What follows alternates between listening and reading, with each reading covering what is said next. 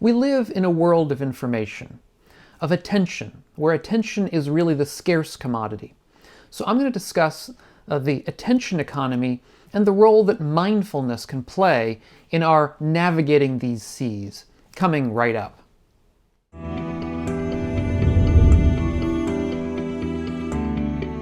I'm Doug Smith of the Online Dharma Institute, that's onlinedharma.org.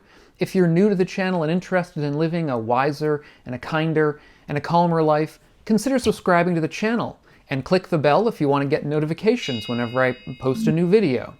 And if you're also interested in a deeper dive into elements of the Dharma of early Buddhism, check out onlinedharma.org and the courses that I have over there. So usually on this channel I deal with matters of early Buddhism, of the early texts and the teachings of early Buddhism, and how we can bring them to our lives. And today what we're going to be dealing with is more about how we can bring these teachings into our lives by trying to update them in the sense of seeing what lessons they might bring to some of our contemporary problems in society. And what I'm going to argue is that a practice of mindfulness can be extremely useful in this kind of context, the context of the modern society in which we live. That is, in today's attention economy. We live in a world that is suffused with information. Information is everywhere around us. From the time that we get up in the morning, perhaps because of a cell phone that's going off in the morning, we've put our alarm clock on, to the time where we go to bed at night and turn out the lights. Every minute of the day between those two moments is suffused with information. We're bombarded by text messages, by updates, news, weather, stock market, economy, friends trying to get in touch with us, updates from Facebook, updates from Twitter, updates from YouTube. Indeed, if you've clicked on the bell notification, you might even get notifications from this channel. And some of that is, of course, very useful, so I'm not trying to say it's not useful. But the point is that we are kind of drowning in this surfeit of information, this enormous amount of information that's provided to us over the internet. And I think we're all familiar with this syndrome of cell phones at the dinner table.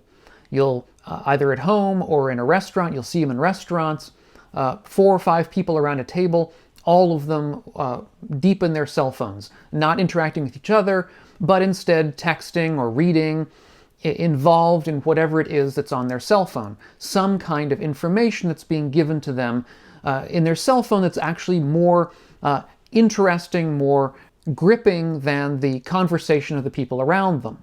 I think we're all familiar with this.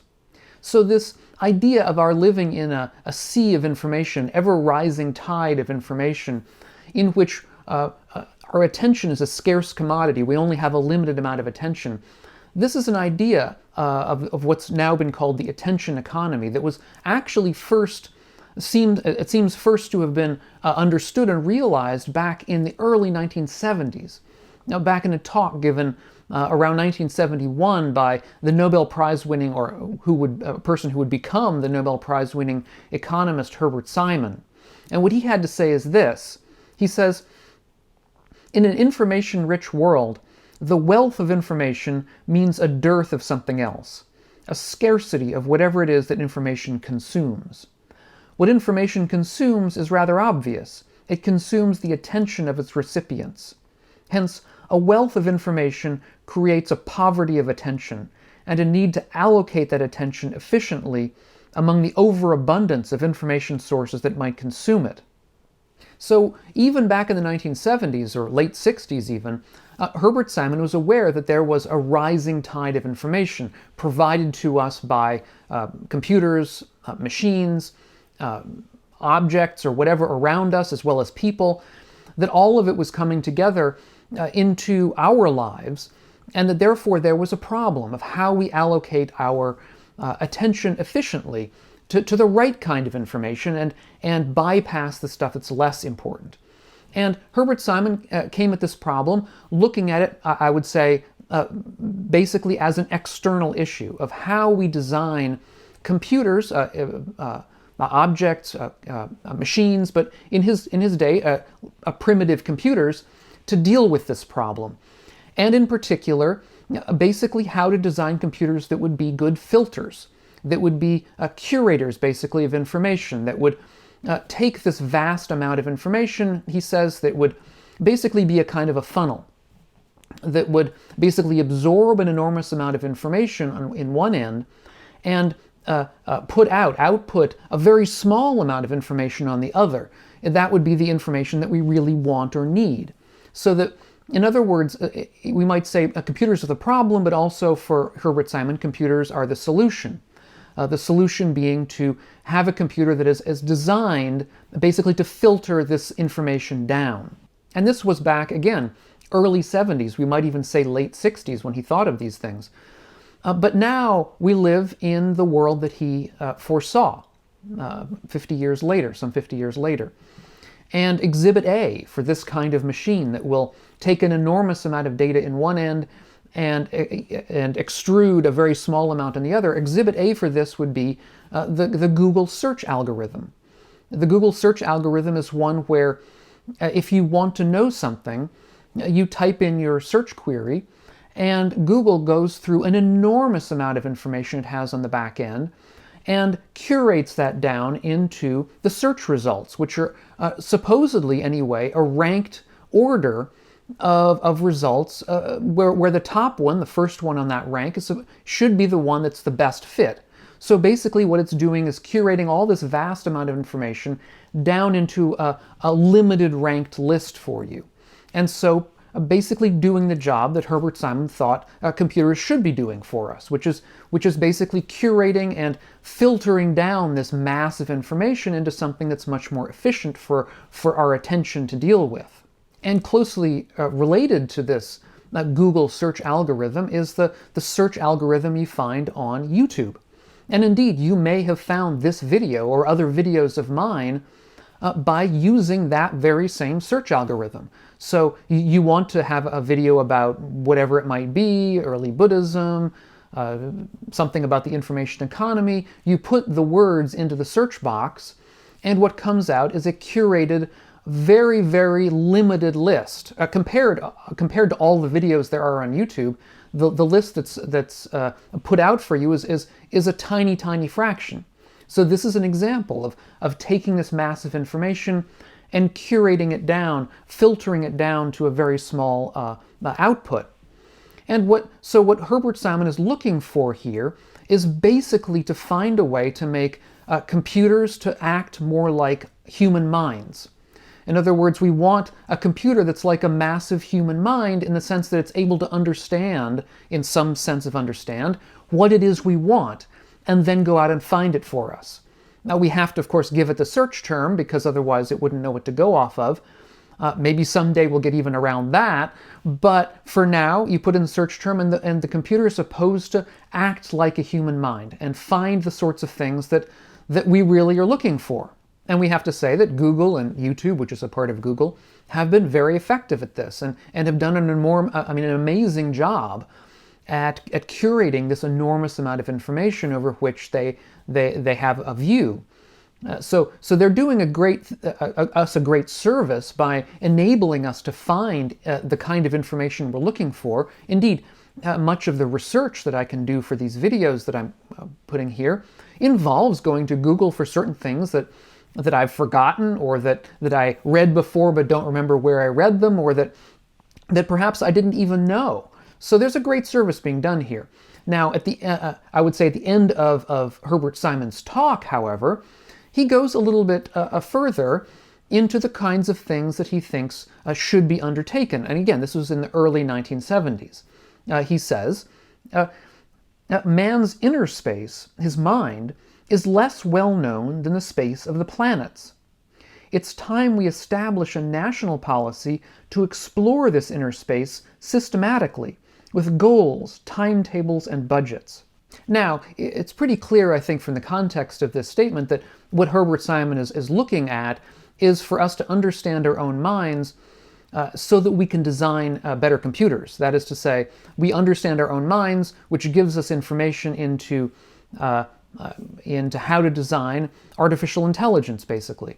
How to design computers that are intelligent in the same ways we are. And so, in other words, to understand our own minds in order to make better computers.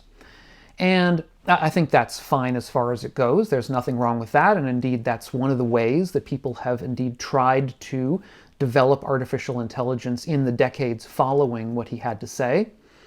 But there's, I think, a deeper problem here.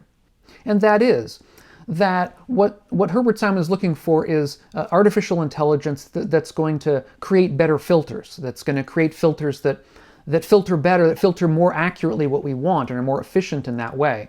Again, nothing wrong with that, but here we are 50 years later, and what do we have?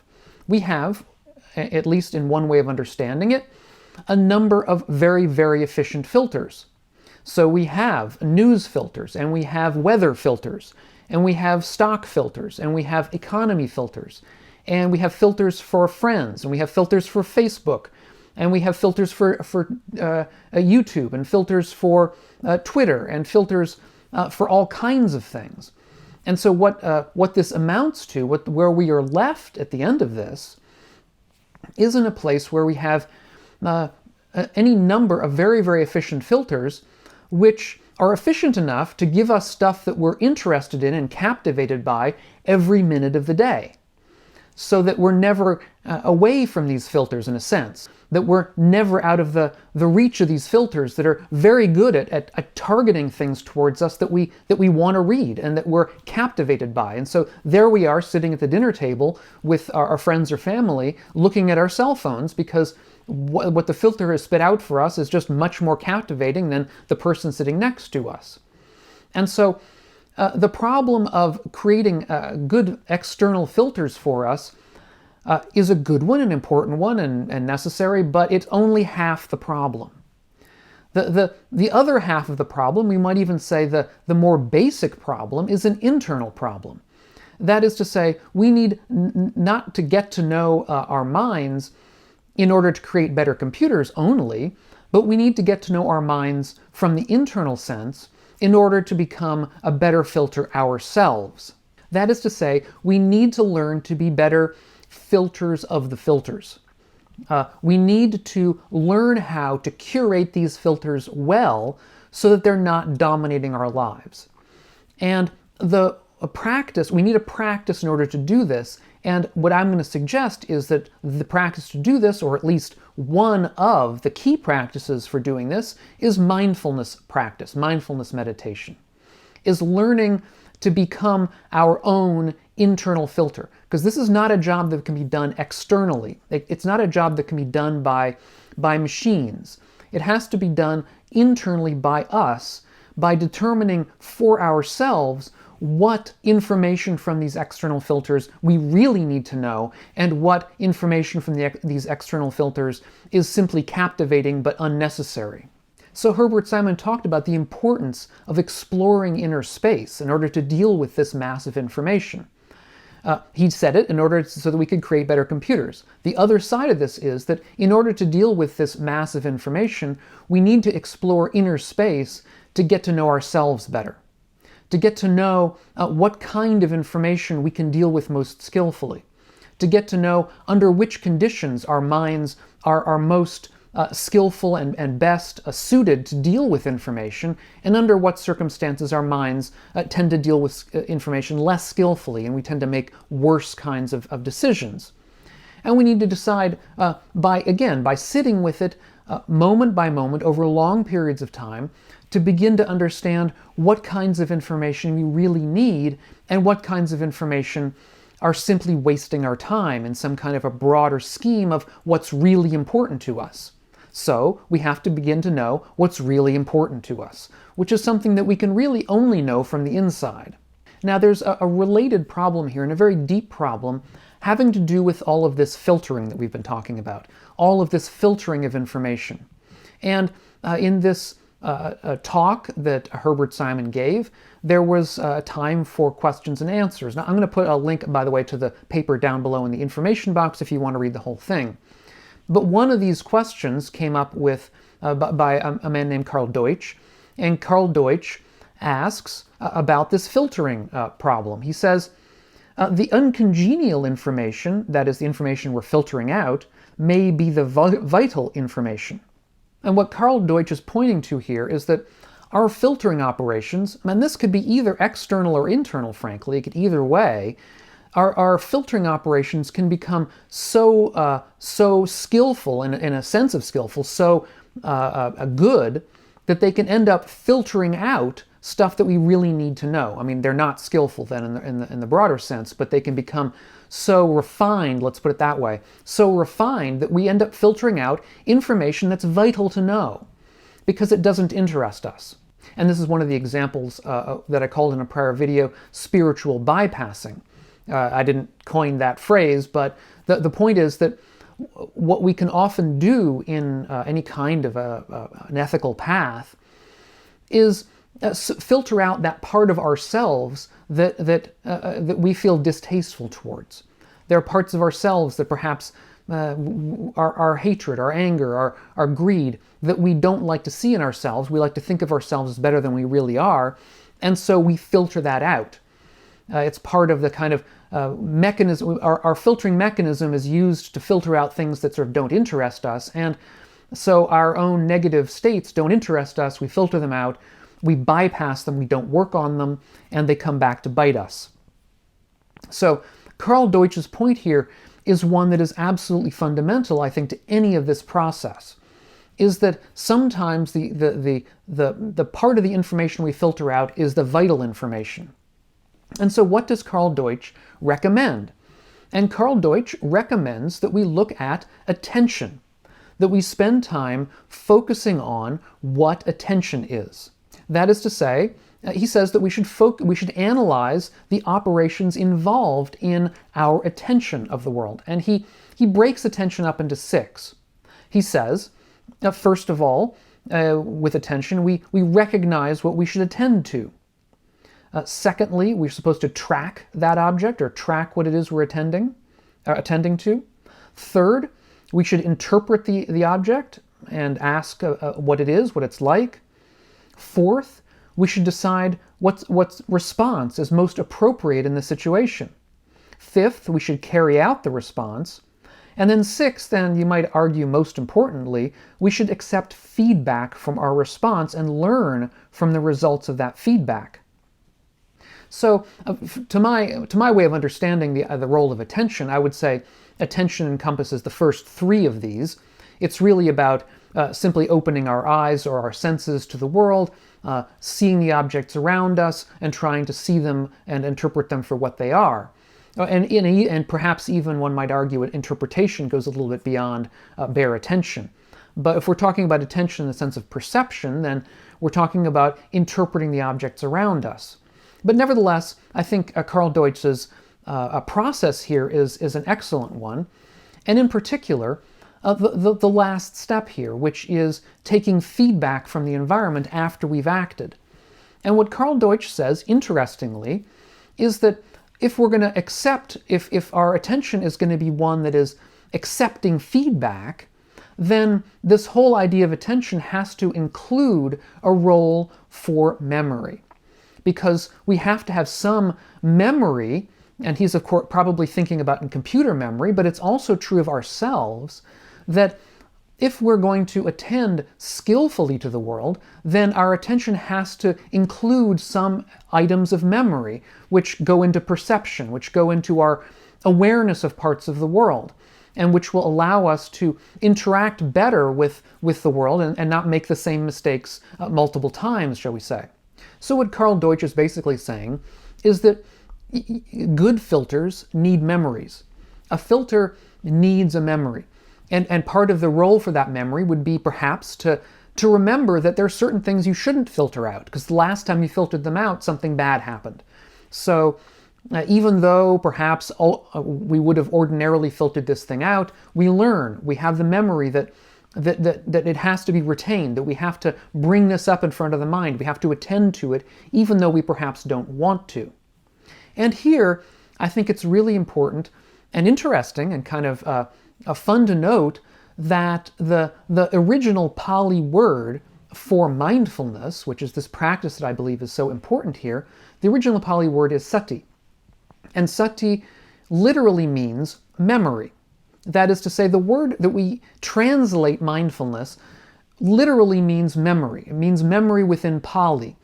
And so within mindfulness, there is deeply encoded this idea that it involves memory. So while mindfulness is, in part, a simple open awareness of the world around us, just seeing it for what it is, if you like, it's also critically an ethical kind of practice. It's a practice of keeping in mind what has worked and what has not worked in the past, keeping that in front of the mind.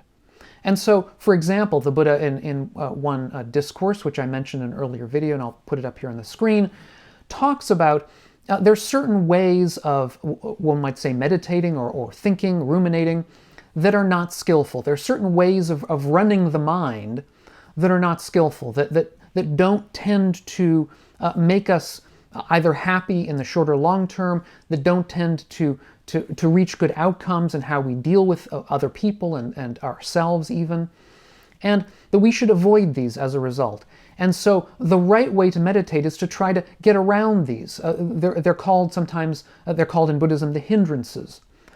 And so the right way, for example, for us to be mindful is to get over the hindrances, to be aware of the hindrances when they arise, to do what needs to be done to get around them. That is to say, not to be with a mind, for instance, of hatred, not to be with a mind of greed, not to be with a mind that is distracted. These are the ways that, although we sit with them when they arise, that is part of mindfulness, we also sit with them with an understanding that they are states to overcome, that they are states to get around. And that understanding is something that comes with memory, that arises when we do the practice.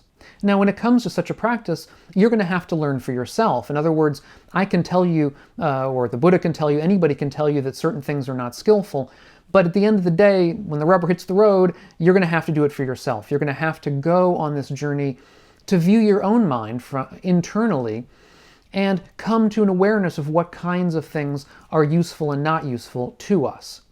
So in this information economy, I think we're all in danger of being overwhelmed, of being drowned in this kind of rising tide of information, which threatens really to overcome our ability to filter it, and threatens to waste our time, distract us in new and not particularly good ways towards not seeing the world around us because we're so engrossed in whatever the filters have thrown up for us. But the way around this, therefore, is to practice, is continually practice this attempt, this route towards strengthening and deepening our own internal filter in order to be able to filter these filters. And that is something that we do with this, as Herbert Simon says, voyage into our own inner space. So if you find these kind of talks useful, do check out my Patreon page. It's wonderful to have the support of patrons over on Patreon to help make this channel go, and so we can all work together to make this a truly sustainable operation. So I hope that this has been useful to you. Give it a thumbs up, subscribe if you're interested, and I hope we'll catch you on the next one of these videos. Meanwhile, all of you, be well.